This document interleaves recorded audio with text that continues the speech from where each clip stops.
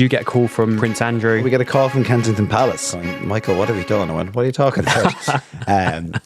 That's Michael Corcoran, the viral mastermind behind Ryanair, TikTok's #1 airline. In this episode, Michael reveals the social strategy that took them from 0 to 2 million followers. We could have potentially reached up to 5 or 6 billion people. It's mind-blowing. It's nearly the world. The #1 thing everyone gets wrong about social media. I don't care what anybody says. If you don't factor these two in first, you're going to lose in the platforms. The main two reasons people go to social media, one is to be entertained.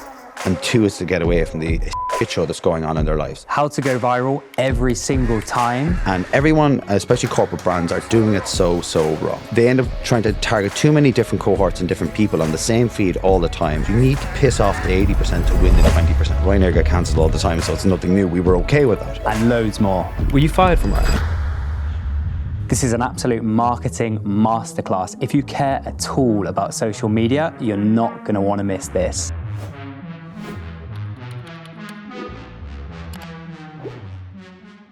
Hey guys, if you get value and enjoy this podcast, please subscribe and let me know what you think in the comments. Let's dive in. Michael, I'm super excited to have you on.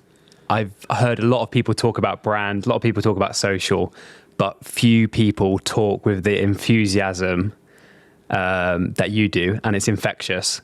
And you've got a great background working agency side with brands like Guinness, and then in-house with the likes of Paddy Power, Betfair.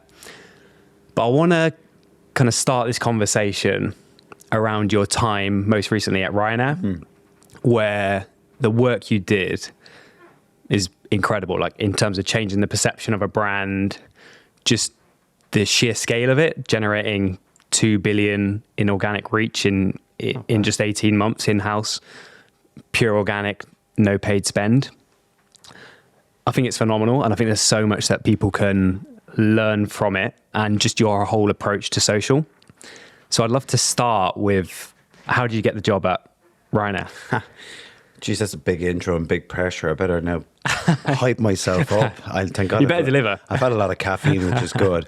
How did I get the job? Well, funny story. At my time in Betfair, things were kind of starting to make changes in the industry where there was a lot of mergers happening within the business, and I was in a global head of role at the time, so I would have been responsible for all things social media for the Betfair brand, not Paddy Power. I can never take credit for that. There was somebody else who did a super job on that side of things. I was working for the more premium vanilla brand, but the restructures were happening. Global roles were no longer. They were dividing, making divisions, and sadly my role was no longer there. So I got a beautiful golden handshake and I walked out the door. Now, I was kind of at a crossroads figuring out what to do, and I wasn't sure. But I said there was no panic, because the golden handshake gave me a bit of a comfort blanket for a few months to figure my shit out. Eventually, a role came up for head of social media role at Ryanair. I said, okay, as a business, I feel its tone, its style, its language is something I like. Michael O'Leary as a CEO is probably one of those heroes a lot of young people and young entrepreneurs would have in the Irish market, because love him or hate Ryanair, what he has built is an absolute beast. So the curiosity of wanting to step foot in the building of where he works was really, really attractive. Long story short, I got an interview. The interview lasted about 30 minutes. Didn't really go through my CV much, because my CV was my CV. You could look at it, you could read it, you could call anybody you wanted and try and back up whether I was telling the truth or not.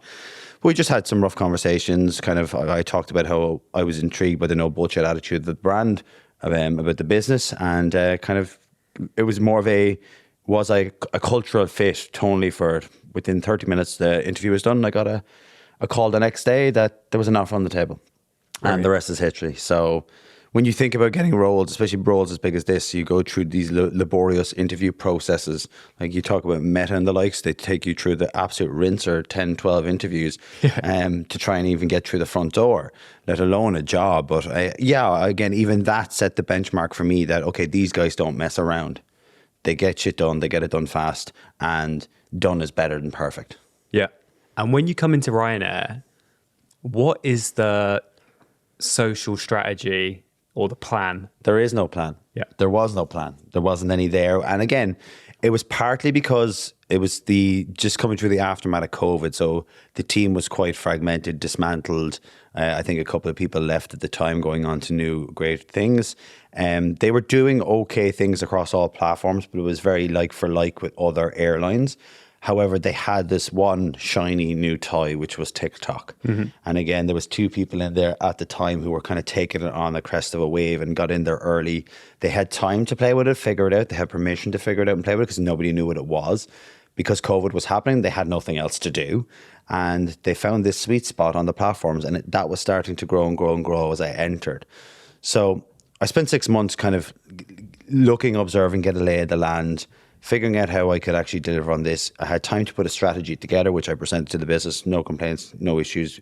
It was obvious in what we needed to do, but it just needed to be documented and put on it on a focus and a set of steps about how we get from where we are now to where we need to get to next.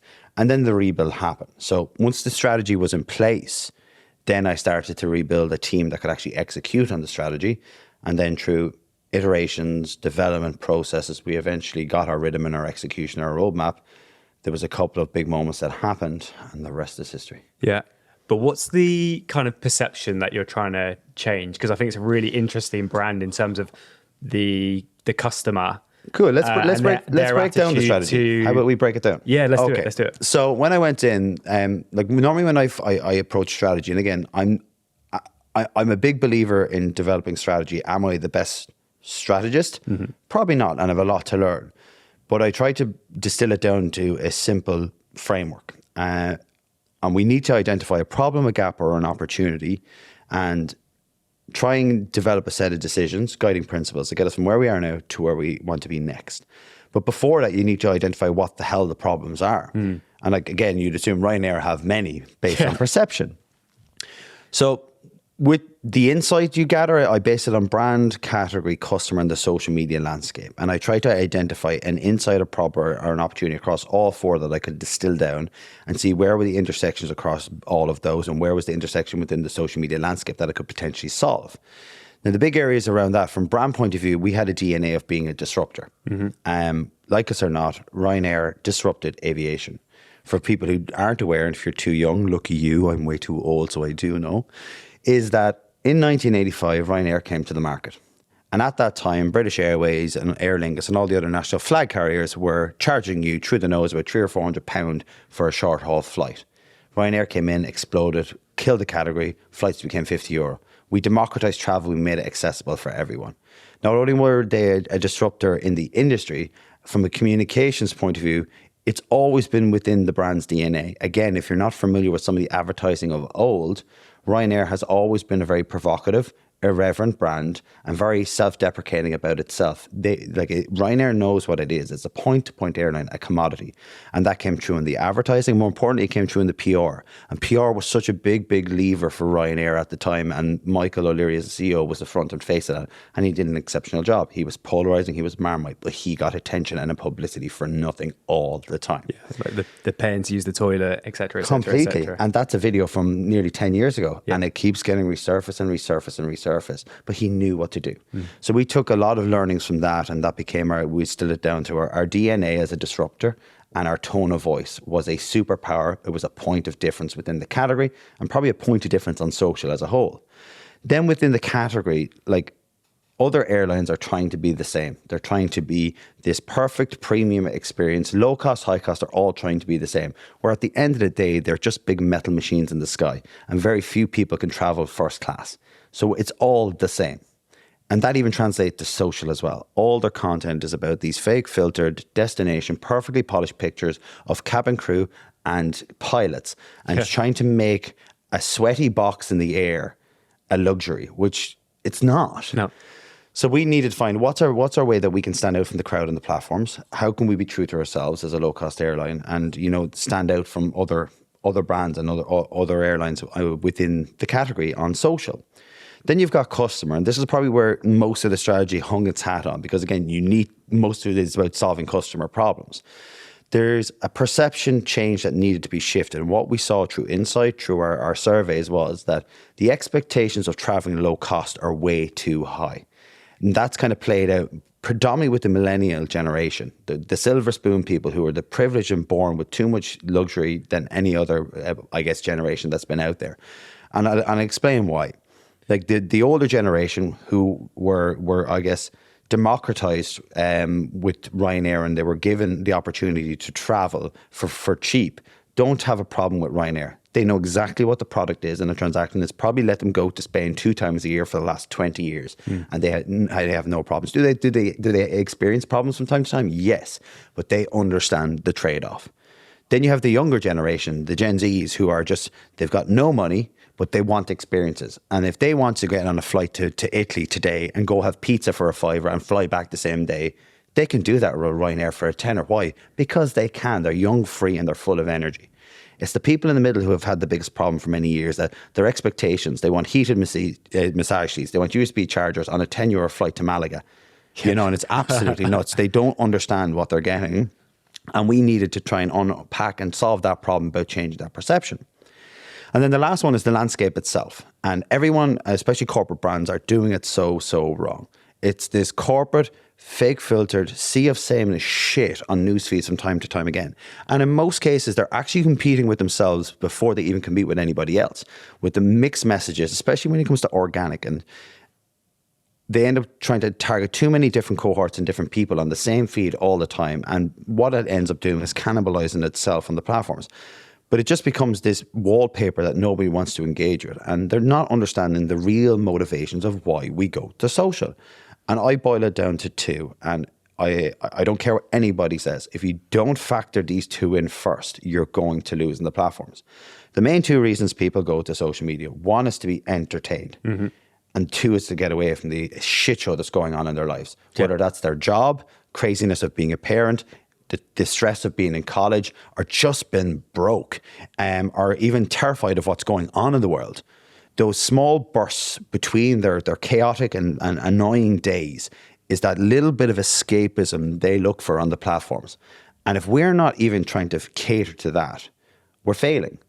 Because we're all trying to deliver passive content, and there is a place for passive content. There's a place for YouTube. There's a place for podcasts where people stop and engage and choose to go to binge on those moments. But for the majority of it, it's small bursts throughout your day to try and get that bit of serotonin, happiness, shock, entertainment, feel something. Yeah. That brands do a really shit job of. So pulling all these together, we started to identify 3 problems. We needed low cost, high return reach because we're a low cost airline, and we felt our tone of voice could be a way to accelerate that from an organic point of view. We needed a point of difference in the category because of the sea of sameness, so we needed to stand out from our other competitors in a way that generated top of mind awareness. And then we needed to shift the perception of people's expectations of traveling low cost, and particularly Ryanair, and especially the first world problems that they would not naturally play out on social. Why? Because normally when people complain or they have a problem, they will go to social media and they'll put it out there to try and get a bit of attention from that brand to try and solve that problem. Yeah. But in most cases, they are first world problems that people simply didn't read the terms and conditions or don't understand what they're paying for. They probably do, but again, they're too privileged. We took those problems, and then we shaped it, articulated it into a strategy. And it was built on a mission, a vision, an articulation of strategy, and guiding principles. Our mission was to be the most talked about brand on social media. Again, with missions, they need to be wafty. They need to be this North Star that it's within arm's reach, but you just can't get it, which means that everything you do, you strive to get it. You iterate, you improve. You may never get there. Again, we could maybe say we might have got there when we saw Jimmy Kimmel doing a cold opening with one of our pieces of content on US television, which is mind-blowing, mind-blowing. But it has to be reachable but not attainable. And it's forever within your grasp, and you need to chase it all the time. And that just sets an appetite. It sets, I guess, a direction to try and improve and iterate all the time. Then you take it down to vision. Vision is more of an idealized articulation of the problem you're trying to solve. And with that is we wanted to create content that was so entertaining that people would share it on and off social media. Why is that? Social media, winning there is one thing. But if you deliver content that I guess, evokes an emotion, regardless of what it is, it tends to break through the wall of social into the WhatsApp conversations of the groups you're in. Dark messaging is such a big space that if you can break from social into there, you're going to reach far more people. We also wanted the memes accounts, the red tabloids, to be taking our content and writing articles about it, generating more earned reach, feeding in to solve the problem of getting as much top of mind awareness as we can for as little money as we possibly can. So those two sat on top of the house. And then the strategy itself was to create a creator-led approach that delivered two levers. One was relevant topical content, impulsive newsjacking. The other was around always on, solving the problems of perception for the business. And those two levers worked together. One was an accelerant of getting as much eyeballs as possible for that low-cost top-of-mind awareness, the timeless truths of marketing, mental availability. But it also offered an opportunity on social, because I'll call it out. If people in social as an expert try to convince you that they know how the algorithms works, they're full of fucking shit. Nobody knows. Not even the algorithm. The computer doesn't even know itself how it works. But what you can tell is that if a piece of content gets traction, it sends some sort of a signal somewhere that this is good, and the rest of the internet might want to see it. Yeah. And it carries and pushes it to low engaged users. So by using reactive content and newsjacking, it allowed us to grab the attention of a small pool of high engaged users that immediately engaged with it, that then carried it further, and we started to reach more and more low engaged users, getting as much reach as possible. Now, why is that important? In the basics, it's good for top of mind awareness, but also it gives us an opportunity for the rest of our content. Because what happens is when that content goes out and the low engaged users see it, they go, hey, I like this. Either they watch it or they interact with it. It sends some sort of signal to go, okay, you watch this, you like this. The machine now is going to give you more content like this. It could be from the same account, or it could be from other accounts, but in the same area of topic. But we're now going to see, do you want more of this content? And what that gave us an opportunity was every time we went out with high-reaching content across our platforms, it gave us an opportunity for the always-on content to follow up and try and land our messages effectively. But it also had to be equally entertaining and had to be done in a very specific way to do the same work that the reactive content was doing. And we were calling, and again, I stole this from someone, I can't even remember who said it to me. It was like a jab, hook. Yeah. Jab, right hook. That's it, exactly. The right hook was landed, we got lots of reach, and then we started to jab away at the always on content. And what that allowed to do, aside from building fame and entertainment and become a brand that people talked about, we started to build the foundations of our reach over time. We also then started to place in those perception change messages around the low cost model, the first world problems of traveling low cost, relatable content about travel as a whole that is that people would find entertaining and funny. And it started to build a base, and it started to change a shift. Now, a couple of things happened there. Our baseline reach grew from what was on average, I think, 5 million impressions on an average week, which is really, really good from an organic point of view, it's not bad, to averaging 30 million per week. In 18 months, we delivered, and what we can only quantify is 2 billion impressions over an 18-month period. And that isn't including any earned media that press wrote about us. The meme accounts like the Archbishop of Branbury, British memes, are taking our content all the time. So if you used old ad terms or old PR terms, they used to say, like, if you got a mention in a newspaper or an image in a newspaper, it was worth 3 times the advertising value or the reach of that paper. So if you multiply that by 3, we could have potentially reached up to 5 or 6 billion people. Yeah. It's mind-blowing. It's nearly the world, but again, it's not. We know how impressions work. We know reach and impressions and measurement can be flawed sometimes, but it just, we had impact. The other thing it did as well was that it actually started to change the perception of passengers. And it did it in a couple of ways. People were understanding the model more from the content we were providing. But what was interesting that happened was we actually started to unearth advocates of Ryanair. Fans of Ryanair. Yeah. Because normally if you fly with Ryanair, you get from A to B on as close to time as possible for as little as possible. However, we just did our job. People don't need to go onto the internet and sing our praise. Again, Roy Keane I'm a big fan of Roy Keane, and he had this saying about the postman.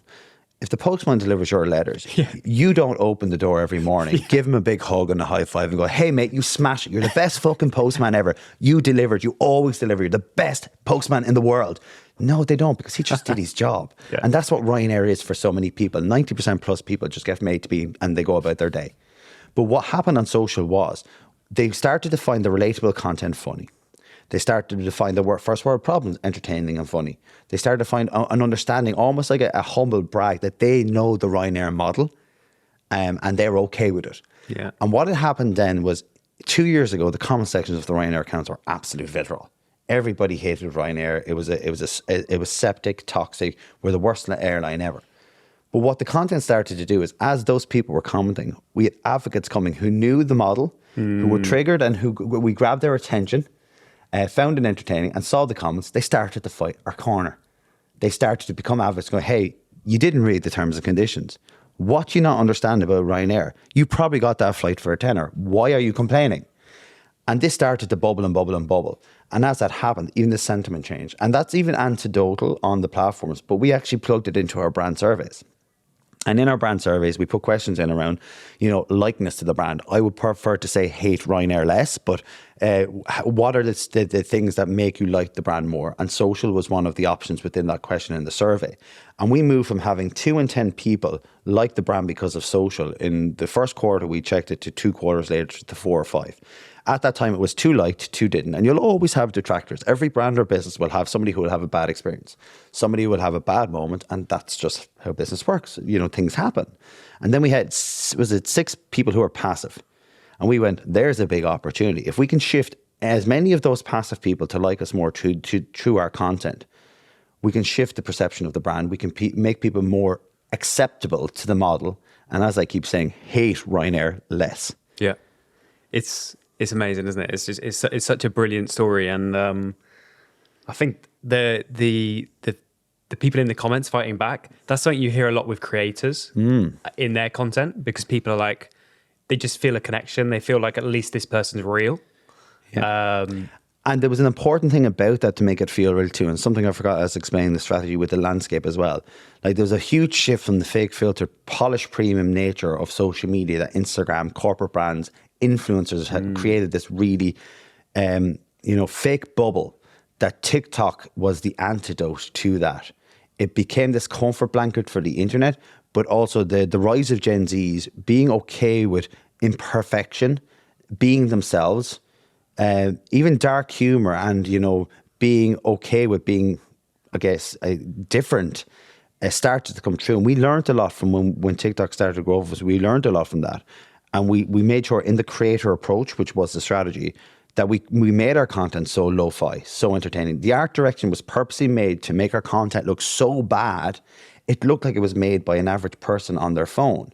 But there was another signal behind that, which was interesting too. Because we're a low-cost airline, everything the business obsesses about is the operation model. Yeah. And we made our content look so lo-fi as well. Exactly. So people think we don't give a shit about our marketing, because all we care about is getting the planes up and down the air as safely as possible for as low as possible. Yeah. Yeah. It's amazing. Let's break it down into the actual nitty gritty of the week to week, and the 2 types of content you've got there. You've got the always on, which is the more planned stuff. It'd be interesting to get into how you actually plan that and make sure that it's performing, and the process to get it performing organically. And then the other side, which I think is super interesting, is the reactive, which a lot of people will think they want to do, but they feel uncomfortable, especially with the way that you executed it. It's like definitely out there. How do you kind of manage both of those? So let's start with a caveat that Ryanair are an exception and they're not the norm when it comes to using social media. The fear I have at the moment is, because we've built such a big monster, that CMOs and marketing people in a room going, we want to be more like Ryanair. And I'm like, you can be, but you have to be yourselves. Tonally, we were ourselves because that's within our DNA. And we took a very polarizing approach, which our CEO and others have done. So it should have been no surprise. So we're the exception, not the norm. But what you can learn is what we're going to talk about now is how we set up our team after devising a very good strategy, and how we operationally delivered the work. So let's start with Reactive first. So within the 2 levers of the strategy, the newsjacking and the always on, we actually divided our team into 2. We have a team of 8 people, including myself. And in that, we had a reactive and community team. It does what it says in the tin. They were the newsjackers. They were the guys who were discovering across the internet what are the moments or opportunities that we could tap into or lean in on that could actually drive extra fame and get us extra reach like that. And we put then in discovery checks in place where you use tools on Twitter, Reddit, and other places to try and find what is about the trend or what's happening in the news that we can insert ourselves into. And in that, then they would have had daily checks where we would have chat environments and, certain processes that would allow us to, condition the team to win as many times as possible. And when it comes to reactive, it's literally, at first, it is keep on trying until it works. And then as you get better, you start to condition and craft your copy, craft your moments, intersect yourself into, subcultures, become familiar or known for this type of content. Because what happens with a lot of brands, they're trying to do it now, they'll have one moment of failure, they'll have one negative experience, and they'll never do it again. Yeah. There's a couple of things with that as well. As what you need to do is get past the echo chambers of negativity. Because no matter what you say or do, or when you try to inject yourself into something that you're not normally known for or show up for, you're going to be met with pushback. You're going to be met with negativity because social media is just full of it. And you've got to be okay with people not liking your brand, people not liking the content. That's okay because that's what social is. And you need to break past that wall. And even our team experienced that too because, at first when we started to intersect into current affairs and we had a lot of negative feedback about how we were approaching the Tory party and others, it was a really, really vitriol. But we explained why we're showing up, we explained the purpose of it, and as we got better in time, they started to compartmentalize the things they needed to focus on because they knew what we were trying to achieve. Now, in those discovery checks, we would then devise this process where when we did our discovery checks, we provided a list of opportunities across the internet. It would have been a topic in one-liner, the link to the source of the content, and a potential starter idea. And that would drop into our team chat and group where the guys then would tissue. We would take things that we thought were the strongest runners and we would put 5 minutes on the clock. Because timing is everything with reactive. If you're too slow and you've got to go through layers and layers of approval and processes, it's not going to work. You're going to be too late. So timing is everything. Even if the idea is okay or a bit flat, if you get out before everybody else and people interact early, it's going to carry. You're going to do something. You win. Exactly. And that was really important with us. So we created a rule that 5 minutes on the clock with a concept. If you can't concept it and you can't get it to the point where it's ready for approval, it's not going to go out. And we go on to our next one. So we call it the shot clock. And essentially we use the shot clock as the method to try and accelerate faster. At first it wasn't great. It took time, it took practice, but people got better. And as people got better with discovery, they also got better with identifying the concept as they were discovering. So by the time it got into the chat that put the time on the clock, it meant that they were already half-cooked ideas. And we were getting better and better and better. We spotted our opportunity, we went with it. And the approval was very simple. I was the approver. We had this policy in place in the business where here's where our do's and don'ts. Once we played within that, we didn't have to go higher. So the ceiling was me. And then we know that we had a privilege of having that layer of approval where most people don't. They've got to go to legal, their CMO, sometimes up to their CEO. And by the time it happens, it's gone. It's gone, yeah, way too late. So we go out, we 5 minutes on the clock, we keep on doing, we iterate. If it worked, great, we celebrate. If it didn't, we run off into the sunset and we hide. And like in most cases, as we got better over time, we actually started to remove content that didn't work. To allow, again, this could be bullshit, but allow the content that was working in a moment in time have as much opportunity to reach as many people's feeds as possible, because again, that is limited on the platforms. So we just got better and better. We became familiar and it just started to improve over time. And what happened was people started to get conditioned. Even the quality of the wit, the entertainment, the one-liners all improved. At first, you could see, if you look back and when we reflect, we can see it. There were times where we were forcing jokes. Yeah, still do well, but we were starting to be critical about little nuances that could speed it up, craft the copy better. Don't force the joke because the audience are smart enough people that they will connect the dots, and the content just became better and better and better and better over time. So that's reactive. And just a couple of questions there. So when you say you've got a couple of times in the day, do you literally have like 11 o'clock?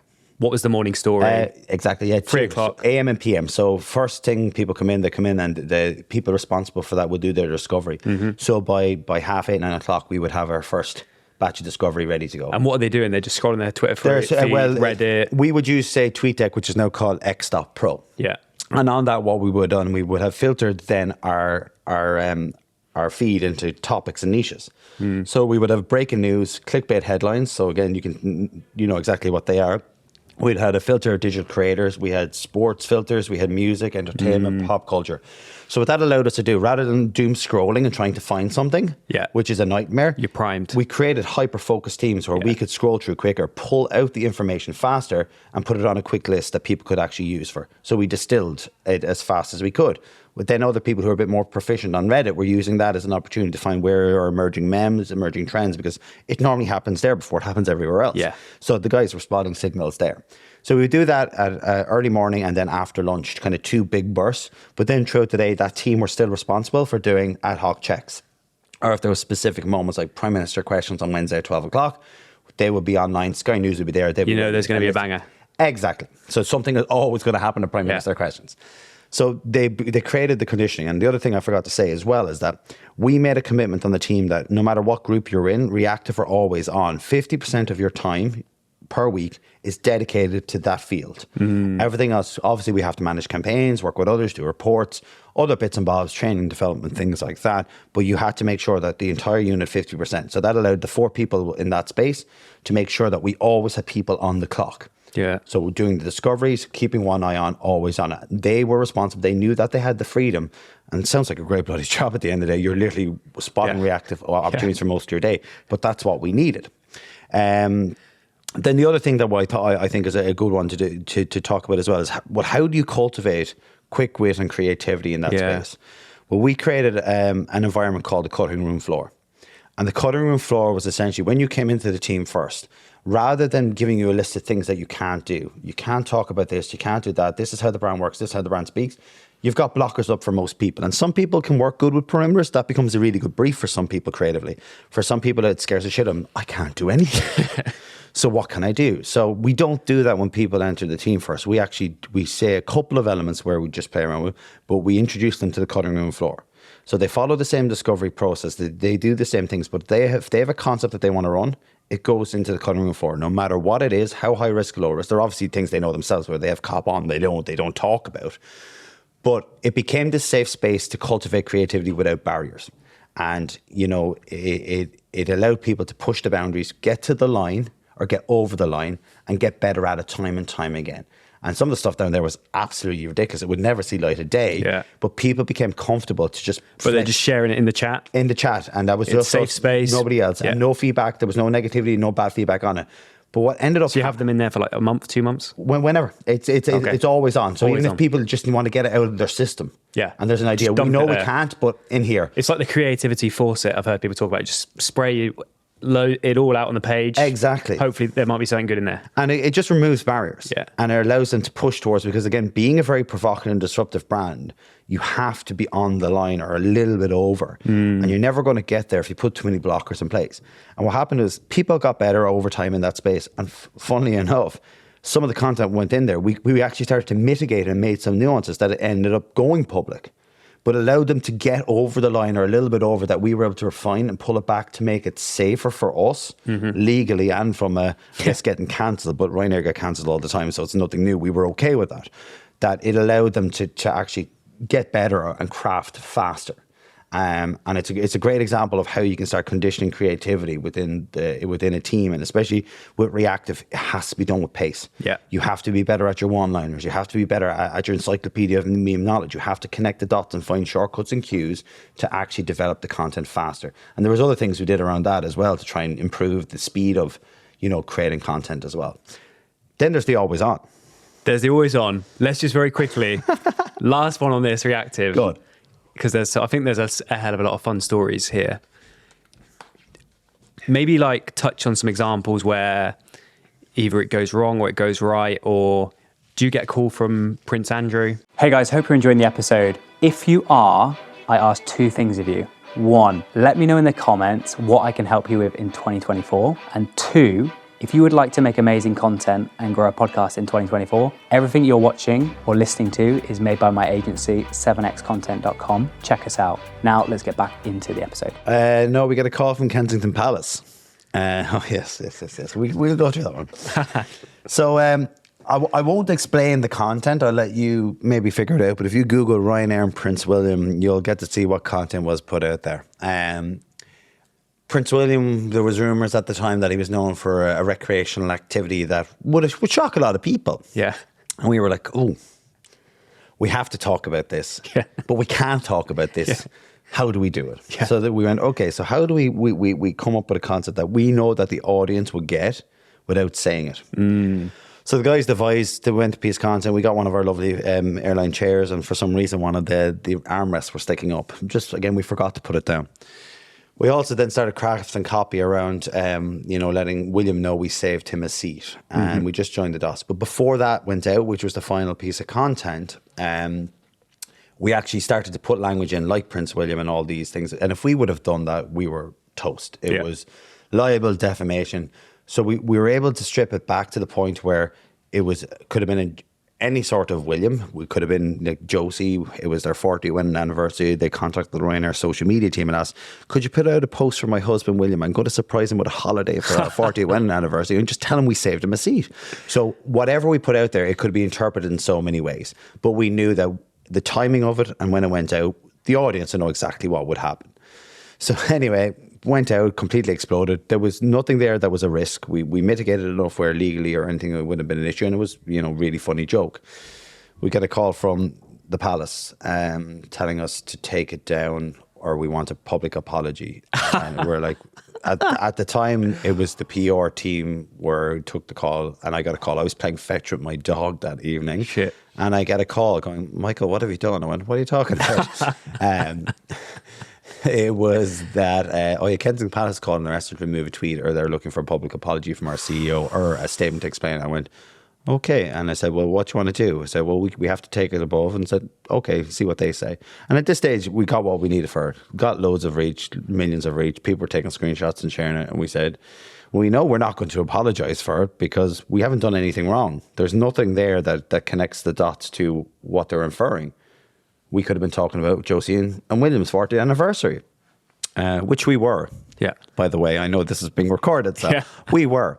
So they were like, just take it down. And went, yeah, okay, let's do it. So we deleted it. So we called them, we said we'd take it down. And they're like, oh, thank you very much. See you later.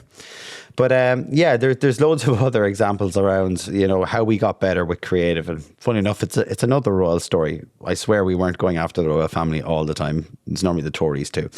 But essentially... And Jadon Sancho. And Jordan Sancho. We'll get to that one too, because I think there's really good learnings from that as well. With the Red Circle, probably it's our most highest performing piece of content I think we ever did. And it was at a strange time, and I'll add the context at the end. But a lovely lady complained about not getting a window with her extra legroom seat that she booked, even though she was sitting beside the exit door. Yeah. And we're like, this is mad. She paid extra. She got her legroom. What's she giving out about? No, we knew at the time she was looking, she was baiting, she was wanting to have a bit of fun. Because what ended up happening was at this stage, people were coming to Ryanair to be roasted. So she was in on the game. So we went, okay, why don't we just show her what the window is? So we put a little red circle around the small bolt hole window in the door, just to show her where it was. But when we did it first, there was two things we did that we actually didn't do in the end. It was a lovely polished red circle that it looked like it was done by a graphic designer. Yeah. And we had a line of copy that was trying to explain what we were doing with the visual. But what happened was, because we were conditioning and getting better with how we can deliver the comedy or the entertainment effect or the tone, we don't need to explain what's going on here. So we removed the copy. Yeah. We also went, that circle is too perfect. Yeah. I went, that's not us. It needs to be, looks like we scribbled it because we don't give a shit. Yeah.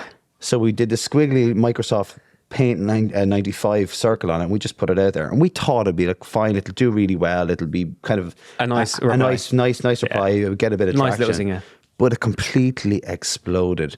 59 million impressions on the one tweet alone. Wow. PR pickup, earned media. It just absolutely exploded. And then 2 days later, we get tagged in a video, and it's on bloody Jimmy Fallon as the cold opening. And we're like, holy shit. Yeah. We're done. We need to retire. That's it. That's the internet. It's done, and we need to finish up. Close down the laptops, head to the pub. Oh, it was like, I finished the game. I've completed it. You know, so it's done. I can go off and retire and go back farming. But the couple of things I would call out that could probably caveat how it did so well. The one is what I mentioned there about the mitigation of getting the comedy effect or the response right, not forcing or explaining the joke. We didn't need to. The visual did it itself. She asked where her window was. We showed her where the window was. That was the gag. The next thing, it was actually the week the Queen passed away. And that was a week we were trying to be really respectful because we didn't want to, again, the UK hated Ryanair enough. We didn't want them to hate us anymore, but we wanted to be respectful. So we were very careful in what we were doing. So we thought that this piece of content was safe enough just to keep the lights on. And in my opinion, I think what happened was because there was no entertaining content anywhere that week. There was nothing. Everyone stopped. So I remember all of our pages, our clients, we were like, just go quiet for a week. So it was very light-hearted though. I think because of that. Light relief. Yeah. Light relief. People got a giggle out of it. And it was actually maybe a bit of a tonic that week for a lot of people. So that means it got more traction and it probably delivered better because of that. But it's just madness when those moments happen. And look, when they do, the excitement within the team is crazy. And I don't think we'll ever top the Jimmy Fallon moment. I keep saying Jimmy Kimmel sometimes. I keep on getting mixed up with them. But it's just wild. The Sancho one you mentioned, I think this is a very important one because this is when it can technically go wrong. Yeah. Did what we do was wrong? Yes and no. And context is really important. So Jadon Sancho didn't make the World Cup squad. The World Cup squad was announced, and we put out a message. Jadon, you can always fly somewhere sunny with us, I think was the copy. So basically, it was always look on the bright side, cheeky, light banter that you can go on your holidays now and not worry about the World Cup. But it completely exploded for all the wrong reasons. There were people who got it, found it witty, and they knew it was Ryanair, and that's what we do. And there were people who didn't like it because they just, and that was fine. But there was the people over here who took it completely out of context. And what ended up happening was they started to connect it back to Euro 2020 around the missed penalty, the toxic nature of the internet off the back of Sancho, Rashford, and Saka's penalty miss. There was then the United fans that will gang up on anybody who, regardless of what happens, anything anti-United, they will go for you. And then there's just people were getting offended on his behalf, and it just completely blew out of context. And what I normally talk about is like where things go wrong. I break it down to the anatomy of a tweet. When you put something on the internet, people will like it and people won't, and that's absolutely fine. And that's what happens on the internet. And then there's people who take it out of context. And when they take it out of context, they do for a number of reasons. It's either they've had a bad experience with your brand or business, or they just don't like that creator. There are people who get outraged on other people's behalf, and that's normally people of influence. And when they do it, you're screwed because all their fans gang up to you. And then there's just nasty people on the internet where they spend their days just trolling for the sake of it. And if you appear on their feed, you're toast. But in this instance, a well-known podcaster, Diary of a CEO, who is a Man United stalwart fan, more than likely a friend of these guys as well, and has relationships with these people, was outraged himself on his behalf for the post. Now, when we put it out there, it was meant to be a lighthearted, look on the bright side, soft bit of banter. But once Mr. Bartlett put it out to his fans, the Bartletts, they're almost like the Swifties of the Taylor Swift world, completely piled up on us, and it went south. Now, that was a very tough couple of days for the team in figuring it out. But my job was to reassure them the context of what we try to do and explain this is what happens and this is the high-risk strategy we play. Now, there's a couple of things that we learned from it that we took forward. The first thing we did wrong, which we don't normally do, is we actually tagged them. And we never normally tag the person unless it's a public figure. We don't, because that means that they get the notifications. And that's just wrong. The second was we should have included more than one player who didn't make the squad. The joke would have been the same, but as a collective, it wasn't targeting one player, and that we fucked up on that. You know, and that was a really, really important part. And they're the kind of main things that we should have took forward, and I think would have mitigated a bit more. But again, this is the point that I tried to make. As we got better conditioned and we learned in a live environment, we got better over time. And these are the ones where we had a really big learning from, and we got better. We didn't take the tweet down. Normally, in most cases, a lot of brands would delete it. But if we deleted it, it would be looking like we are admitting we were doing what everybody said we were doing, which we didn't. The sentiment, the context of what we said is exactly what we tried to do. There was just some things in the structure of how we put it out there that we could have done better, and it probably would have mitigated it more. I still think the United fans would have came after us. I still think it would have been took out of context, because all of our other content, the same thing happens. When we were taking, I guess, the Mickey out of Liz Truss and Boris Johnson and all the times of the Prime Minister is being sacked and hired all the time, again, you have 50% of the audience didn't like that because they're obviously pro-Tory and they're into that, and then the other side weren't. So we knew this always happens. Yeah.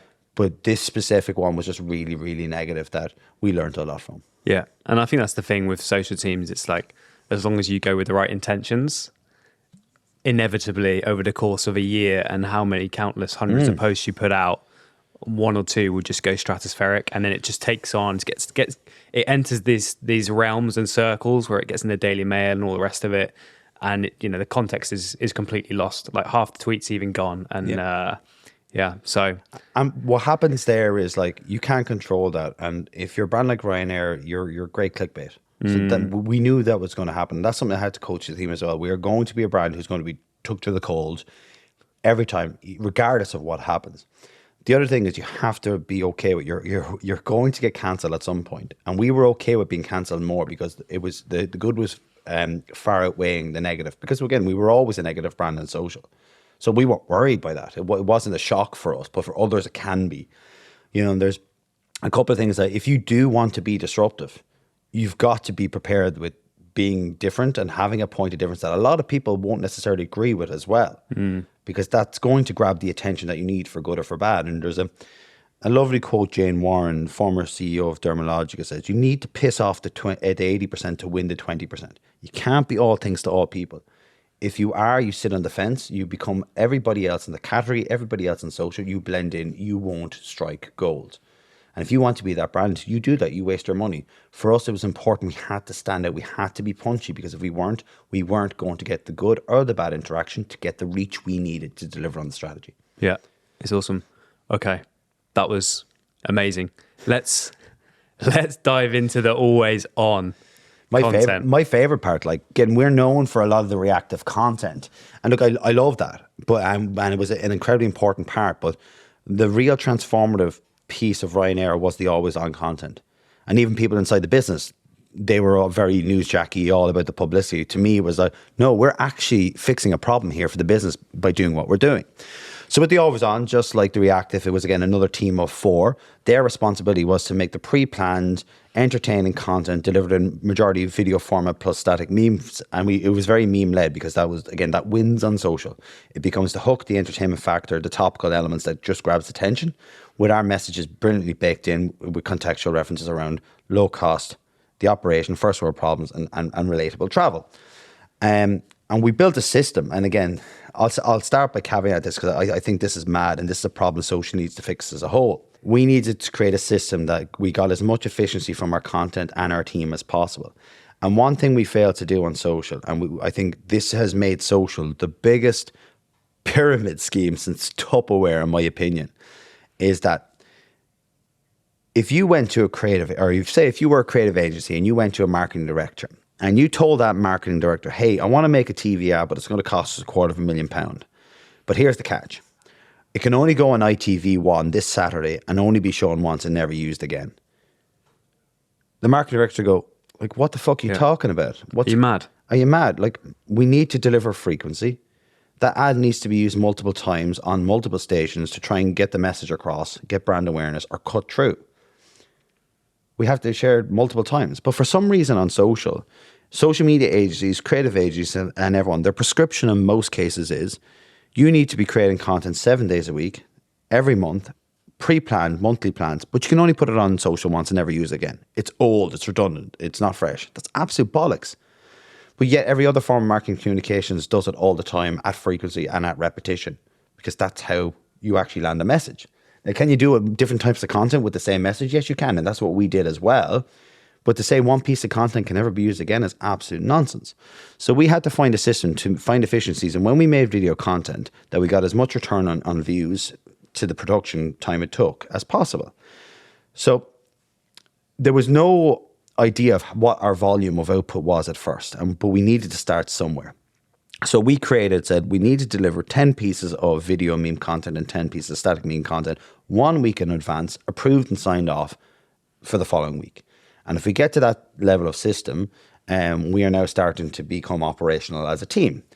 That took forever to get there, by the way. People weren't doing it. Again, guys weren't comfortable with being organized. Again, the people we brought in, they were a mix of detail-orientated people, amazingly unorganized, creative people, and they were trying to figure it out, but it was absolutely beautiful when they did. But we eventually got there. And when we started to create the frequent 10 pieces of content across static and across video per week, we then started to see which content was performing and being sticky. And we put it into what we call the banger bank. If it hit a certain amount of views, 100,000 at first, and that's a lot for most brands, but for us it was like, that's our starting point. We put it into the bank. And basically over a 16-week period, we then created like 160 plus videos. And when we started to get there, the bank was reaching a surplus, a certain level. I think 50, 60, 70 of really good video content that were getting more than 100,000 views. So at that point, we went, okay, now we can reduce the amount we're making every week from 10 to 8 and bring 2 from the bank back into the plan for it to be published again. And we ran that for another 16 weeks, and we got to the point where now we actually have almost 150 to 200 videos. We now look at, well, what's our benchmark now? It's 150,000. Okay, we go again. Anything that reduces that, we keep in the bank. Anything else goes. So we created this cycle. Then we got to the point where now we were delivering up to 200,000 views, whatever it was. Now we go from 8 to 6. We did it again. We went from 6 to 4. And we started to create this cycle where now, rather than a lot of volume we were making, it was quality over quantity. Yeah. And we created this beast. And if any of those videos that were doing really well, normally took about 6-7 hours to make from concept to final edit. But rather than getting 100,000 views, which most people would do when they were creating this content, we were putting that out maybe 7 or 8 times over the course of the whatever a year and a half period. And that was delivering 3 or 4 million views. Wow. And you're doing that with every video that was being quality. Now you're creating this absolute machine. What it also allows to do, it creates efficiency within your team. Yes, we were tweaking hooks, tweaking thumbnails, doing what everybody else does to try and freshen it up to grab attention. But even if we didn't do that, you know, most people who saw it the first time more than likely didn't see it the second time. And if they did, it's a very small pool of high engaged users. You know, and with video on the platforms, they're pushing it to more low engaged users across Reels, across Shorts, across all the touch points, even TikTok, that you're more low engaged users are going to see your content. You're going to grow faster. But what it allowed us to do was we prioritized that in our roadmap to fix that system first. And when we got to that system up and running, where now we were only making 4 per week, it started to free up more time within the team to focus on other projects. So we focused on things that we knew we could achieve based on the realities, time and resource. We did it, we fixed it, we pivoted, and then we went on to the next problem we needed to solve within our roadmap. And we started to build this really big beast. And what it allowed us to do, it then started to deliver probably the surplus of 15, 20 million of that 30 million impressions a week. It actually started to be on par with the amount of reach that Reactive was getting us. And then both of them were playing a huge, huge role in driving fame, low cost reach, but also shifting perception. It's amazing.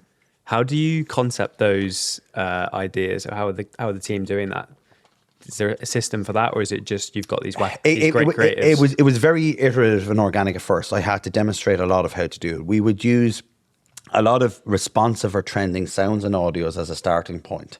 We would see then what scenarios were playing out within those sounds that were in the point of view of people. And we focus a lot art direction on point of view in the shoes of the passenger, rather than the brand talking about what we're doing. Yeah, literally POV. POV all the time. And then we used our team, which became the characters, the admins on screen. They were either the passenger or the admin playing those scenarios. So it was a lot of learning and testing and looking at content that was either trending or being repetitive that we could put our spin on as one starting point. But then as the team started to get better and creative, we developed content pillars. And some of them I mentioned, which was explaining the low-cost Ryanair model. So what are all the elements around the low-cost model? Standing in the stairwells, why are you on the tarmac? You know, the bags and policy procedure, the things that were irating, the millennium people we spoke about earlier, and trying to explain in an entertaining way why it is what it is. Yeah. And finding really interesting creative angles to do that, and do that at repetition to remind people that these are steps in our policy that gets you from A to B faster for less. And that was the takeaway message in a lot of that content, and we just got it creative with repetition. So it was partly mixing what people were doing on the internet, following trends and scenarios, looking at a lot of inspiration that others doing, like stealing with pride. There's nothing wrong with that in the internet. It's just when people literally carbon copy the content, that's an issue. But what you need to do is take it as an inspiration, but put your own angle and spin on it. And we did that a lot, and we just got better and better and better. And then the guys started becoming out of the box creative of what they were doing. Like, they started to develop ridiculous, unhinged content through our tone of voice about how planes fly. This really ridiculous storytelling, how can you get a spider out of your house, but then bring it back randomly to, you give him a Ryanair flight and he goes off to another country. Yeah. And they just started to get they understood the weirdness and the wildness and the unhinged humor of what was happening on the platforms. And they wrapped it around a really important message that we needed to do time after time to shift the mindset. Yeah, it's brilliant. I would love to get into where you should focus your attention, because I think that's the other thing I've heard you talk about. There's brands like Nike and what they do with where they choose to focus attention.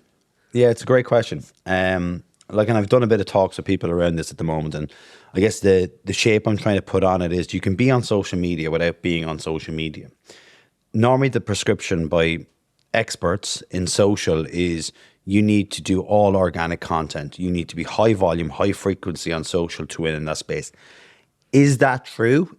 Perhaps, but is that the right thing that's going to solve a problem for a brand and business? Probably not. There are many ways to use the platforms without publishing any content from your own branded accounts. Let's go through some examples. You mentioned Nike. So Nike as a brand using Facebook, they have over 70 million people who follow that account. They also have football and basketball, which has 30, 40 million of people as well. But the last time Nike published organically on their Facebook account is January 2018.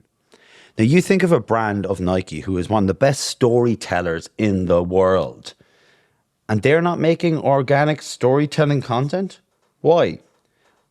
My assumption is that they know they're reaching so much critical mass and reach elsewhere across everything that they're doing, that they've made an informed decision about what not to do with Facebook. But does that mean they're actually not using Facebook? No.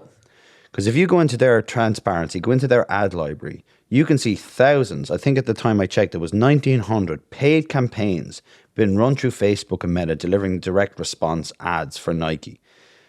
That's wild. That's multi-millions of investment probably on direct response alone.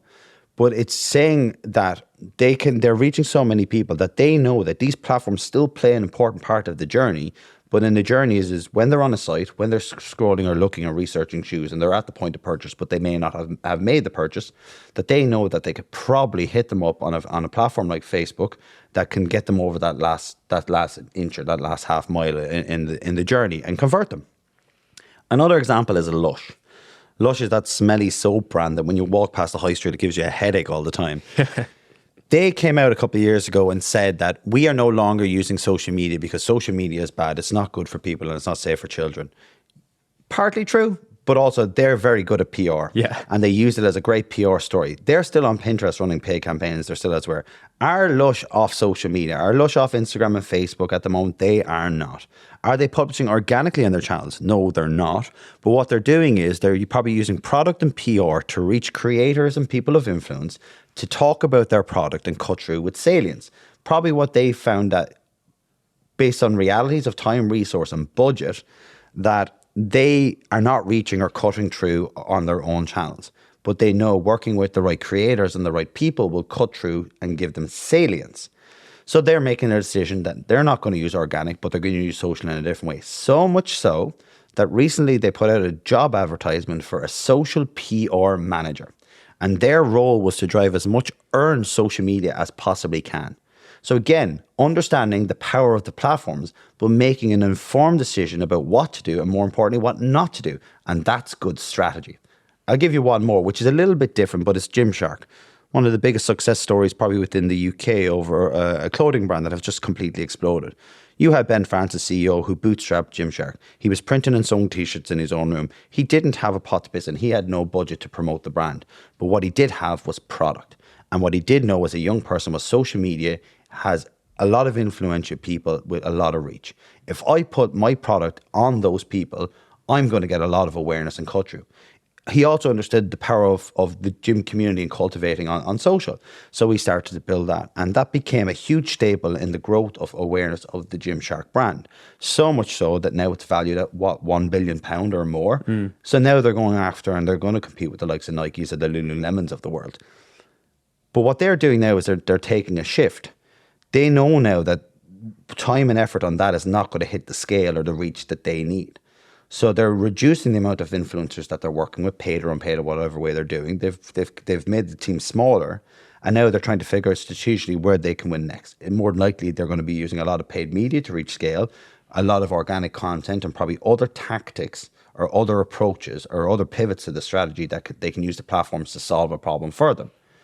And all three are examples of showing how to use the platforms in the way that we all assume we should do them. And I guess the takeaway there, what's my point? You don't need to be 24/7 on social to win on it. You don't need to be publishing organic feed for your channels. And if you find a problem and a way to solve it, narrow down, focus on that, and try and have cut-through impact. If not, you're just diluting what you're doing and you're not doing anything at all. Yeah, massive lesson. And there's just a sea of shit, isn't there, really? If you scroll, I mean, you don't even see it. That's the thing. Like, I don't know who sees it. And you can... I think a lot of these brands, they rely on the paid stuff because they can pay for the reach. But the organic stuff is just like, what? It's just nothing. And in many cases, that is still a very good solution. Like if your problem is reaching the right audience, social is an amazing place to use very clever strategic paid media, both to build a brand and also to convert people if the creative is right. Yeah. But again, most people are just taking TV ads and putting money behind them and splashing them on the internet. Yeah, you're paying for an impression, but you're not making one at all. So again, it's down to the use of the platforms, but paid for many. And even my time, when we talked earlier about Betfair and all those other brands, my prescription for most of those brands would have been a paid first approach. Yeah. And don't touch organic at all. Did that happen? No, because take Betfair for example. They invested in a lot of sponsorship and they had a lot of assets. They had FC Barcelona, Juventus, Arsenal, Sevilla. They had a host of horse racing talent, football ambassadors across the globe. And with these partnerships, you get access to them for content. And they went, well, we have to use that. And all of our time and effort went into trying to create that content. Was it amazing content? Was it an amazing experience? Fuck yeah. I was with Ronaldo, Berbatov, making video content. It was insane, the experience I had. But we wasted so much time in trying to activate the sponsorship asset. We lost and didn't find what the real problem was for that brand or business and how we could use social better to solve. Now, to be fair, the pay guys on the other side were doing an exceptional job, but how we were using social outside of that, I don't think we were doing a very good job, and that's the biggest learning. Like when I came to Ryanair, all of my experience, I literally ripped up the playbook and I went again because it wasn't right for that business. And I think the big scary thing for me is the lack thereof strategy. You know, and I don't know if I said it earlier, but I again, with those talks, asking people about the strategy, I've gone into rooms where I literally ask people, there's a room of 800 people or a room of 100 people. And I ask them to put up their hand and tell me, can you honestly tell me that you have a documented strategy that is solving a problem or you spot a gap that social can help the business, that you know what that is, you have an articulation of that, and you have a set of guiding principles or whatever you want to call it that gets you from where you are now to where you want to be next. And in most cases, I also caveat that do not put your hand up if you're going to talk about how you're using the platforms. Do not put your hand up if you're talking about how you publish content. That's tactics. That's not strategy. And in most cases, when I did that, no more than 3 people put their hand up in the room. And that scares the shit out of me. You have brands and businesses who don't have any money who are doing exceptional work because that's forcing them to think outside the box. And then you've got the majority who are spending 6 figures, 7 figures on social media organic content that's doing nothing. And the lack of strategy is probably the biggest reasons why. And the lack of really good thinking and the focus of so-called experts wrapping tactics and calling it strategy. And you see it all over TikTok and see it all over all the time. You've got these jump cut guys with their podcast mics. Why the fuck do they have a podcast mic? They're on their own. And they're talking about, here's 10 ways to go viral, because they had one viral video that they got 4 months ago. And now they're selling playbooks for €50.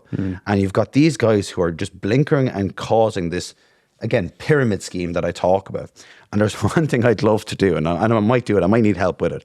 I would love to sow a seed of a fake update or a fake hack on social media and get one of the big bros to put it out there and actually see how many of the other mini versions of him who have the same setup and the same execution style, the hundreds of them that take that hack and make their own content and then reveal that it's absolute bullshit, and just show how much of a big problem that we have with social right now, because it's all tactical. It's all about, viral hacks and downloading of playbooks, because one person who gets popular on the internet now becomes a guru or an expert, and a self-proclaimed one at that. And that's really not helping us as an industry, because we get very frustrated because C-suites and senior people don't buy into what we're trying to do, especially when we're trying to unpack and decouple the polished nature of marketing to make it work on the platforms better. But we are all to blame for not doing a very good job over laddering it back to brand or business. And in a room where you probably only have 30 minutes with these people, and you're talking about the fluffy side of social, and you're not bringing it back to rational thinking, addressing a problem, showing how the power of social can have impact, because we all know the power it has, but we're all using it very wrong. And we're not doing a very good job of taking them on the way. Like, these people know social is huge. They know it's important, but they don't know why either. So they're quite happy with putting this little team over there in the corner doing their fluffy organic content. Stick that Gen Zer that we hired, or that intern on TikTok, put them in a mascot suit and make them dance to music. And it's like, because why? Because that's what we think it is, and that's okay. And we'll give you a certain amount of budget. But it's like, no, we need to get in the room and do a better job going that this is a rich space that if we nail a good strategy, and even with the current resource we have, we can show we can cut through.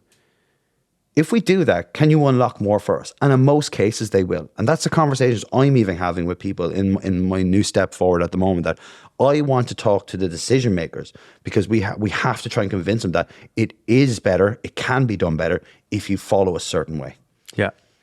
I think there's a big lesson in there. And so many people need to just maybe take a week out and go, we're just going to think about the strategy for this week. A month. Or more. If 90% of brands turned off their content on the internet right now, nobody would give a shit. Yeah. Nobody would miss it. Nobody would care. And that's the reality. But yet we're still doing it. But again, people are still afraid to turn it off because, oh no, we're going to lose reach. No, you're going to be rewarded with a certain amount of reach and impressions or whatever it is on the channels, because you're there, you're showing up. But that's all it is. And nobody's engaged, nobody's interacting with it. Or if they are, they're high engaged users. And again, if you think about growing a business, it's not the high engaged user the majority of the time you need to reach to grow and actually make money. It's the low engaged user you need to reach. And that's the beauty of how the platforms have changed. If you can switch on your high engaged users to interact with your content at pace, it's going to tell the platforms, this is good, I'm going to push it to others. And now you start reaching that low engaged users. So even if you explain that sort of language to people within the business and above, they understand that you understand that social is not just fluff. It's a way that you can actually build a brand. It's a way that you can potentially grow a business. And now when you start using that language or narrative, you'll probably get a little bit more respect, which means you might unlock more budget or more headcount or actually invest in social better. Yeah. Let's come on to what you're doing now. Were you fired from Ryanair? No, I resigned. So I guess I'm doing my PR trail to probably reputation manage what's going on. So I resigned on August 3rd from Ryanair. I actually took on an expanded role in January. I was going to start working on the wider creative department, rebuild the team in there and kind of shift the direction and take all the learnings we had from social, Tony, and what we did, and try and bring it through the rest of our comms. And as part of that conversation, I said, look, I'm happy to do this, but I need to see a change in how our department is being managed. The culture and how people were communicating to members of the team was disrespectful, bullying, and not professional. I got a commitment to change, but it didn't. So once it started to impact my team more, I took a stand, I took it further, and I said I couldn't stand over it anymore. And I said, I need dramatic change or I'm going to have to leave. So again, you got the usual spiel from the likes of the HR department and the people themselves and saying, oh, we will change. But I'm like, what are you going to do about it? Tell me what are the things. And it just fell on deaf ears. Again, I didn't believe what was happening, so I decided to walk away. So I handed in my resignation in August. I got a gardening leave letter the next day for 3 months. And I've been sitting at home ever since until November figuring out what the fuck am I going to do? Now, don't get me wrong, I wasn't struggling. I knew Ryanair has built something huge, and we as a team built something massive. I knew the currency was going to be high. I knew people would be curious about wanting to potentially work with me. So I knew it was a calculated risk, but the right risk, because there were a lot of people in there who were young, trying to build a CV. There are people in there who are trying to save for a mortgage, so they need to have consistent pay slips to prove and get approval. I know there are people there who had young families who were being victims of being bullied and the shit that was going on that was just not right. There's being firm and fair, and Ryanair as a business is firm and fair, and that's what I loved about it. There was no bullshit. But when an individual makes it personal, that's not acceptable in a professional setting. So How many people went in the end? So when I resigned, 6 of my team went in total over the course of the couple of months. I believe there was more. Again, I don't want to inflate a number or get it wrong, but there could have been anything up to 15 people, and the wider department started to leave. And again, nothing was done, which is disappointing. But again, that's one I have to be careful about how I talk about. As I say to people, I'll get up the steps of the court, but I don't want to get through the door. Yeah. So I'll explain enough about what happened. And again, if you want to go onto my LinkedIn, you'll see some tips from a LinkedIn post I put out there as well about my experience and kind of watch outs people in a professional setting should do. And there's some good learnings there. Yeah. And so what are you going to do now? So over the last few months, I've talked with some amazing brands and businesses, either nosy for the gossip, either wanting to know how we did it at Ryanair, or wanting me to work with them. And a lot of stuff got to unpack where people wanted to come in and go inside. I was talking to agencies about potentially coming in kind of setting up departments and roles. But the big thing that stood out, as we've talked about throughout this conversation, was the lack of strategy, the operational pain points that people are having within their business to actually deliver what's needed. And I knew that's a skill set that I'm really good at. And it's probably the area of what I do that I enjoy the most. Like being creative is great, but there's nothing I love more than finding a problem and shaping a strategy and then putting a team of people together to execute on it. Yeah. And seeing that click and seeing it work, I probably get more satisfaction out of that than I do out of creative around the production. Like, don't get me wrong, I love making content, but that I preferred it. So a lot of the conversations, they were the common problems that were coming through in the conversations that I had with people. So I went, okay, there's a huge gap here I think that I can start fixing. So I've set up a consultancy called Frankly, and it's part of a little mini group. So I've partnered with two kind of other former colleagues of mine from an agency days that already had an agency set up called Frank and Bear. And they came to me with a good proposal about how I can run a consultancy, support me with the operational side of things, which I'm really shit at, to allow me to focus on the things that I'm good at, and grow. And also to grow a business over time, there's only so much a consultancy can do. And the aim of the consultancy and in the narrative we're putting out there, we actually want to make ourselves redundant. We don't want to be in a business for too long, because that's us being a really shit consultant. If we were worth our salt, we would be able to do the work, prove it, and walk out, and you guys could live on and be there when needed. But what it allows us to do is we're operating like a mini group where in time, if I build good trust, build good strategy, show that they can be more sufficient internally, that I can then be a third party of choice with my sister agency to help deliver some of the work if it's needed. But essentially, I've developed a positioning around a 12-month program. And in that 12-month program, I come in and I roll up my sleeves. I become an extension of your team. I come in as an impartial point of view, so I'm not the friend of you, I'm not the friend of the team, I'm not the friend of the agencies or your partners. I'm coming in to frankly give you information that I think can make this better for everyone, based on the realities of time, resource, and budget. I'll develop a strategy, because most of them just don't have one. I'll then look at your team and organization, seeing, is that a team that can deliver on that? What's the reality of them delivering on it based on their size and the budget available to them? And then figuring out how can I redevelop that team to teach them how to execute the strategy, or to potentially hire and build additional members to try and deliver on it, depending on the clients and the partners.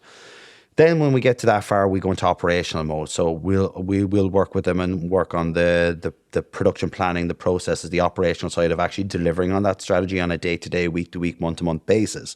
It will be iterative, learn, develop. I'll train, I'll coach the team members, and trying to put a succession plan in place where, rather than hiring a head of social at first, they could actually hire really good managers, probably two for the price of a head of social. And that means then that those two people get a commitment from the business that you guys are coming in as the future leaders here, but you're going to get the tutelage and the coaching of Frankly to try and get you to that point. When Frankly goes, you guys are going to take over. And what that is, it's good because you get the right amount of executional support now, but you're getting all the other senior thinking from Frankly. The other important part is there's a roadmap for those people and their futures and their career growth. They mightn't be ready just yet because they don't have the strategic knowledge. They don't know how the leadership or the team operational skills needed, but they're very good on social. Tactically, they're brilliant and they're really great at executing. And what they get is they know where their next point is. They know where the next step in their career is, and they're going to be developed to do that. And that's really attractive for somebody coming to a business too. So when you're trying to find the right talent, you've already got a roadmap in place about what their future looks like, even beyond the role they're just stepping into. And that becomes really, really great. So over that period of time, over 12 months, we build this out to the point where I hand over the keys and I ride off into the sunset. And I should no longer be needed. So I go off and work with my next brand. Now, again, obviously, as I said, how do I grow this? Well, I grow by trying to get more people on, and frankly, to understand the strategy side and the operational side that works well as a team for me, that I will be there for a certain amount, but you've got trusted people who know my system, and I will build their profile and their reputation too as trusted people within the industry. And we become this really strong partner that really actually starts to make this function and operate better, that can maybe be something sustainable and may increase the likelihood of your strategy actually working.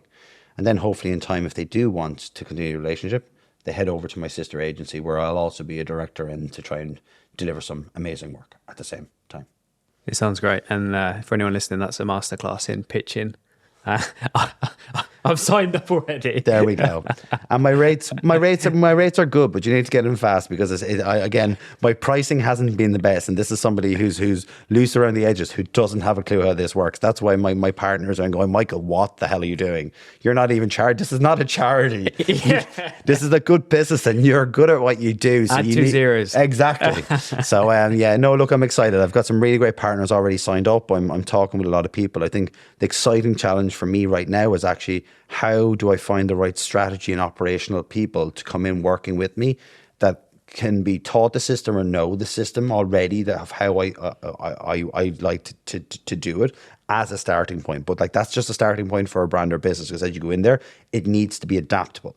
And then I need somebody with the smarts and the agility to then adapt it like I would do to try and do it. And if I do that, that means rather than working with 5 to 6 partners, which I am now, I can probably take that up to 12, 14, 15, which means I can grow a business, which is fantastic.